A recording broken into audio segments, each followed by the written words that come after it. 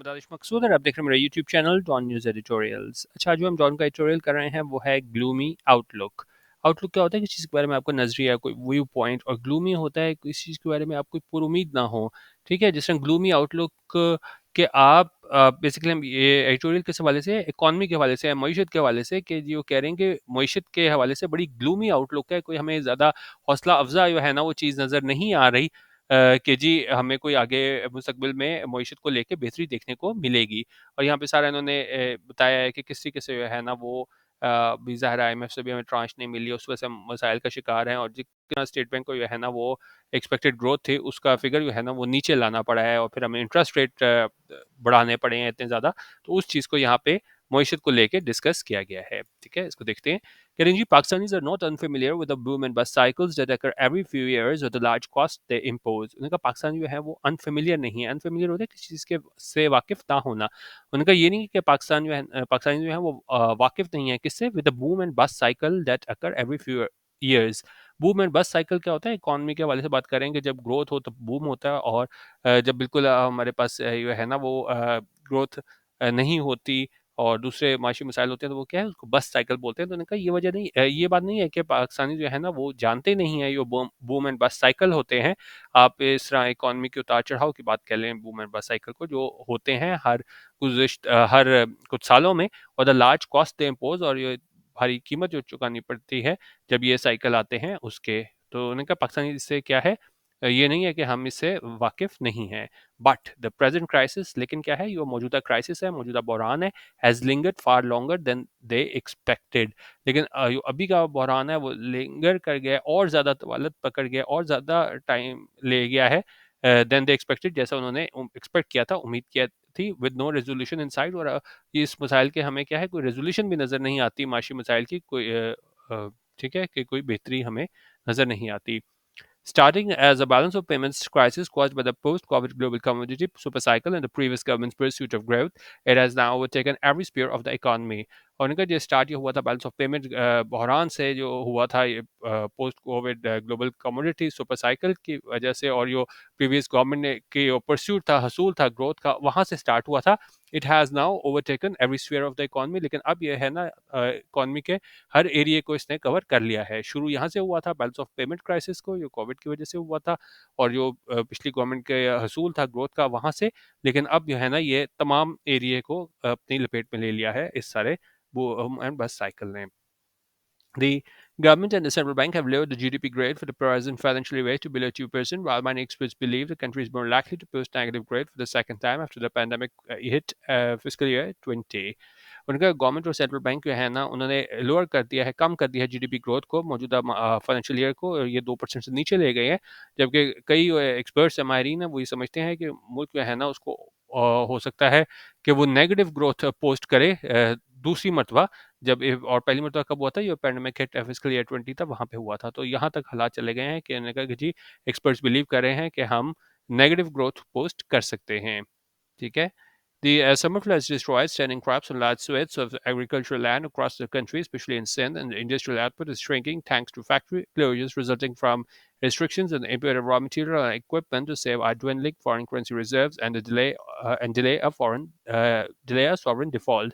उनका जो summer floods है उन्होंने बिल्कुल तबाह कर दिए हैं खड़ी फसलों को, और लार्ज स्वेथ्स ऑफ एग्रीकल्चर लैंड, स्वेथ्स होते हैं बहुत बड़े एरिए, तो बड़ी खड़ी फसलें बहुत बड़े एरिए पे जो है ना वो तबाह हो गई हैं पूरे मुल्क में, खासतौर पे सिंध में। और जो इंडस्ट्रियल आउटपुट है, जो सनती पैदावार है, वो कम हो रही है थैंक्स टू फैक्ट्री क्लोजर्स। किस वजह से? ये जो फैक्ट्रीज बंद हो रही है उनकी वजह से जो सनती पैदावार है वो कम हो रही है, resulting from restrictions on the import of raw material. उसका नतीजा ये निकल रहा है कि पाबंदियां लगानी पड़ रही हैं रॉ मटेरियल को और इक्विपमेंट को इम्पोर्ट करने से, ताकि बचाया जा सके ड्विंडलिंग फॉरेन करेंसी रिजर्व्स को, कम होते फॉरेन करेंसी रिजर्व्स को, एंड डिले सॉवरेन डिफॉल्ट, और ताखिर की जा सके सॉवरेन डिफॉल्ट को लेके।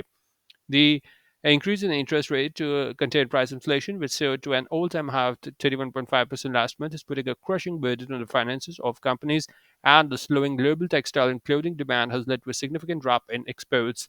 होने का जो इजाफा है इंटरेस्ट रेट्स में, ताकि रोका जा सके, कंटेन किया जा सके, महदूद किया जा सके प्राइस इन्फ्लेशन को, जो कि बढ़ के जो है ना ऑल टाइम हाई पे चला गया था 31.5% पिछले महीने। और ये बहुत ज़्यादा जो है ना वो दबाव डाल रहा है कंपनीज के फाइनेंसिस पे, और जो कम होती ग्लोबल टेक्सटाइल और क्लोथिंग डिमांड है उस पे, और इसकी वजह से हमें बहुत बड़े ड्रॉप देखने को मिला है एक्सपोर्ट्स में। The construction industry too is growing and the rising prices of inputs such as steel and cement, और कंस्ट्रक्शन इंडस्ट्री है वो भी बहुत ज़्यादा मुश्किलात का शिकार है ये प्राइसेस को लेके, जो इनपुट्स की हैं जैसे कि स्टील और सीमेंट है। Businesses are closing, corporations are cutting production and laying off workers to save costs. तो उनका बिजनेस है ना वो ऑपरेशंस बंद कर रहे हैं और कट कर रहे हैं प्रोडक्शन को, और निकाल रहे हैं नौकरियों से वर्कर्स को टू सेव कॉस्ट, ताकि कॉस्ट को बचाया जा सके। Kenya, the near-term outlook is far gloomier than what the nation has witnessed for the last 75 years. उन्होंने कहा नियर-टर्म आउटलुक है, अगर हम देखें कि क्या हमें मईशत का आगे किस तरफ जाती दिखाई दे रही है, तो ये जो आउटलुक है ये बहुत ज़्यादा ग्लूमियर है जितना कि नेशन ने विटनेस किया है पिछले 75 सालों में। तो यानी कि हमें बेहतरी नज़र नहीं हो आ रही मईशत के ठीक होने में। Many are predicting that recovery from the present crisis will be slow and painful for everyone, और बहुत लोग ये प्रोडिक्ट कर रहे हैं कि यहाँ से रिकवर करना मौजूदा क्राइसिस है, बहरान से, वो बड़ा स्लो होगा, पेनफुल होगा, तकलीफ दह होगा फॉर एवरीवन, हर किसी के लिए। Karen, even if elusive funding programs comes through and other multilateral and bilateral lenders step up to help Pakistan in these times of economic distress, उन्होंने कहा यहाँ तक कि जो elusive IMF फंडिंग प्रोग्राम है, जो इसको हासिल करना बड़ा मुश्किल है, तो वो भी अगर हमें ये हमारी फंडिंग प्रोग्राम हमें मिल जाता है, उसमें हम कामयाब हो जाते हैं ये लेने में ट्रांश, और जो दूसरे मल्टीलैटरल और बायलैटरल लेंडर्स हैं वो भी हमारी बढ़ के हमारी मदद कर देते हैं इस इकोनॉमिक डिस्ट्रेस के टाइम पे, तो फिर भी है ना बहुत ज़्यादा मुश्किल होगा, बड़ा पेनफुल होगा यहाँ पे मौजूदा क्राइसिस से बाहर आना। What is sad is that our politicians and policymakers are refusing to see or admit implications of their disastrous past and present policy choices for the economy in general and the vast majority of people who are struggling to adjust to crushing new realities in particular. और इनका अफसोस की बात यह है कि हमारे politicians हैं, पॉलिसी मेकर्स हैं, वो बिल्कुल इनकार कर रहे हैं और बिल्कुल एडमिट करने को तैयार नहीं है कि जो इम्प्लीकेशंस थे, कॉन्सिक्वेंसेस थे उनके तबाहकुन पास्ट और प्रेजेंट पॉलिसी चॉइसेस के हवाले से इकॉनमी को लेके इन जनरल, और जो वास्ट मेजॉरिटी ऑफ पीपल थे जो क्या है स्ट्रगल कर रहे हैं, मुश्किलात का शिकार हैं, ताकि नई रियलिटी से जो है अपने आप को एडजस्ट उसके साथ कर सकें। इन पर्टिकुलर खास तौर पे the resistance to basic market reforms needed to secure foreign funds and put the economy on the recovery path are still being ignored for political reasons। और उनका जो रेजिस्टेंस है बेसिक मार्केट रिफॉर्म्स को लेके कि किस तरह उसको रेजिस्ट किया जा सके, जो इसकी ज़रूरत है फॉरेन फंड को सिक्योर करने के हवाले से और इकॉनमी को वो रिकवरी पाथ पे डालने के हवाले से, स्टिल बीइंग इग्नोर्ड, उनको अभी भी क्या है इग्नोर किया जा रहा है, नज़रअंदाज किया जा रहा है फॉर पॉलिटिकल रीजंस की वजह से, with businesses demanding subsidies and concessions to recover their profitability at the expense of the common people। क्योंकि जो बिजनेस हैं वो डिमांड कर रहे हैं कि हमें सब्सिडी दी जाए, रियायत दी जाए, कंसेशन दी जाए, ताकि हम अपनी प्रॉफिट को रिकवर कर सकें at the expense of common people. क्योंकि ज़ाहिर है अगर हम सब्सिडी देंगे, कंसेशन देंगे, तो इसका असर जो है डायरेक्ट असर जो है वो आम शख्स को पड़ेगा, तो वो कह रहे हैं जी हमें ये दो, लेकिन इसका डायरेक्ट असर किस पर पड़ेगा, at the expense of common people.